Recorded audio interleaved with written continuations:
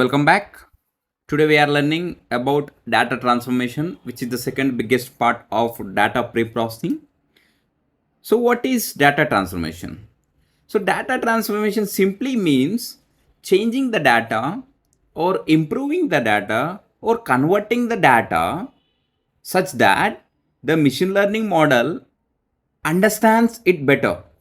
So raw data can be too big, too small, in text form, messy, not suitable for the model. So what we do is nothing but we transform it into clean, organized and easy to learn format. Machine learning learns better when numbers are on similar scales. Categories are turned into numbers. Data is grouped properly. Values are not too different, then our ML model learns better. So data transformation has 5 important steps. First one is normalization, second one is standardization, third one is encoding categorical data, and the fourth one is binning or discretization. Last one is nothing but future scaling. So moving on to normalization. So what is normalization? Normalization means shrinking all numbers so they fall between 0 to 1. The numbers may be anything, but we shrink that numbers and we make it to fall in between 0 to 1. So why do we do this? Because some numbers are maybe large. For example, salary, it may be large number, right? Some may be small. For example, age, which is very small. So the model gets confused if scales are too different.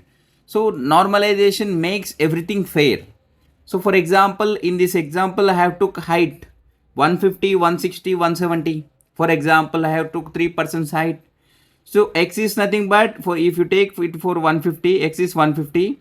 Minimum of 150 in this data set 150. 150 minus 150 by max of this data set 170. 170 minus min 150. If you do it, it will be scaling to 0. And if you do it for 160, it is scaling to 0.5. If you do it for 170, it is scaling for 1. So all values become between 0 and 1, right? So this helps the model treat every number equally. That is what normalization do. And the second one is nothing but standardization. Standardization does not put values between 0 and 1. Instead, it tries to make average 0. Okay, average in the sense mean. Keep all values close to 0. Spread values evenly around 0. That is what we do in standardization. It is like shifting the entire data to the middle point, which becomes 0. So for example, after standardization, small values negative becomes negative, average values become 0 and large values become positive. So it is used in SVM, logistic regression, neural networks, etc. I will explain in the future classes. You will be seeing all those things. Okay. Now moving on to another type, that is nothing but encoding categorical data. So machine learning cannot understand words. Okay. So what we do is nothing but we convert them into numbers. The word is converted into numbers. There are two methods in this also. One is label encoding, another one is one-hot encoding. So what is label encoding? Each category gets a number. For example, if it is male, I am marking it as 0. If it is female, I am marking it as 1. This is simple and easy, which is nothing but label encoding. And second one is nothing but one-hot encoding. So each category has its own column. Please look into the example. So for red color is having its own column, for blue color having its own column, for red color its own column. So this prevents ranking because red is not equal to better than blue, right? So this prevents ranking. Okay. Now fourth one is nothing but binning or discretization. So binning means grouping continuous values into categories. Grouping continuous values into categories.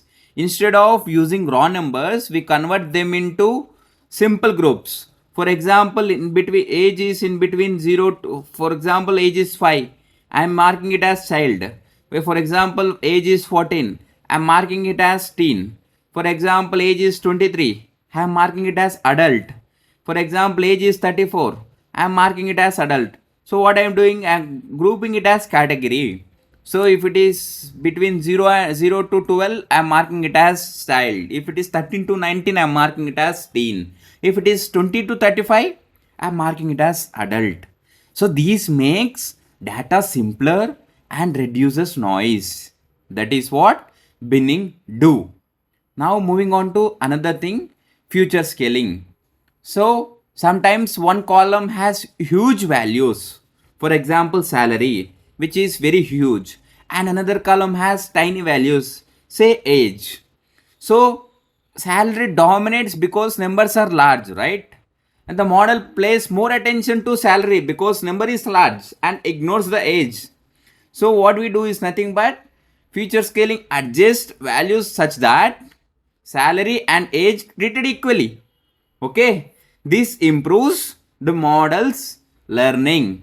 So that is about data transformation. If you are having any doubt, let me know in the comment section. Thank you.